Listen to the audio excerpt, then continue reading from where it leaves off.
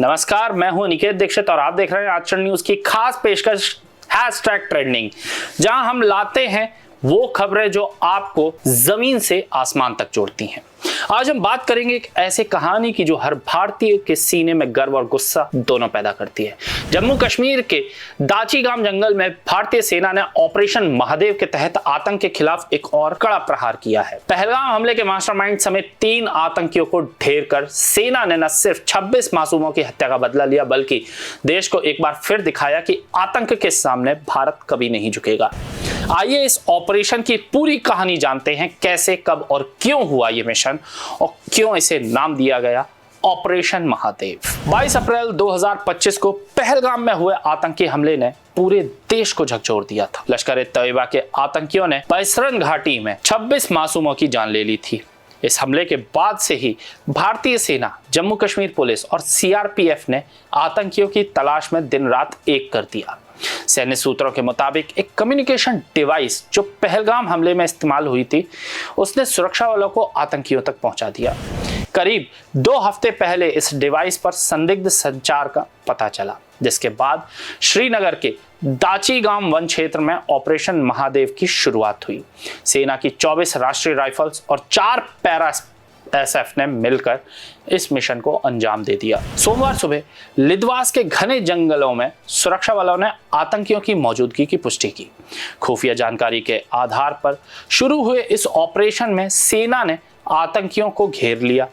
जैसे ही आतंकियों ने खुद को घिरा देखा, उन्होंने गोलीबारी शुरू कर दी, लेकिन भारतीय सेना की सटीक रणनीति और स्पेशल फोर्सेस की ताकत के सामने वो टिक न सकी। कुछ ही घंटों में 3 आतंकी ढेर कर दिए गए। सैन्य सूत्रों के मुताबिक इनमें से एक आतंकी सुलेमान शाह उर्फ आसिफ था, जो पहलगाम हमले का मास्टरमाइंड था। बाकी 2 आतंकियों की पहचान जिब्रान और हमजा अफगानी के रूप में हुई है, जिसमें जिब्रान पिछले साल सोनमर्ग सुरंग हमले में शामिल था। आप सोच रहे होंगे कि इस ऑपरेशन का नाम महादेव क्यों रखा गया। दरअसल ये मिशन श्रीनगर की महादेव चोटी के पास हुआ, जो जबरवान रेंज का हिस्सा है। यह इलाका न सिर्फ सामरिक दृष्टि से महत्वपूर्ण है, बल्कि धार्मिक रूप से भी पवित्र माना जाता है। लिद्वास और मुलनार जैसे क्षेत्रों में फैले घने जंगल आतंकियों के लिए छिपने की जगह हो सकते हैं, लेकिन सेना की पैनी नजर और तकनीकी खुफिया जानकारी ने उन्हें कहीं का नहीं छोड़ा। मुठभेड़ स्थल से एक अमेरिकी M4 carbene rifle, 2 AK-47 rifle और 17 ग्रेनेड बरामद हुए हैं, जो बताते हैं कि आतंकी फिर से किसी बड़े हमले की फिराक में थे। ऑपरेशन महादेव की सफलता के पीछे भारतीय सेना की जबरदस्त रणनीति और तकनीकी ताकत थी। एक सैन्य अधिकारी के मुताबिक पहलगाम हमले में इस्तेमाल हुआ सैटेलाइट फोन दोबारा सक्रिय होने पर सेना को आतंकियों के ठिकाने का पता चल गया। इसके बाद ड्रोन और स्थानीय खुफिया जानकारी की मदद से आतंकियों की सटीक लोकेशन ट्रैक कर ली गई। रविवार देर रात लिद्वास में आतंकियों की मूवमेंट की सूचना मिली और फिर 135 मिनट की तीव्र ऑपरेशन में तीनों आतंकी ढेर कर दिए गए।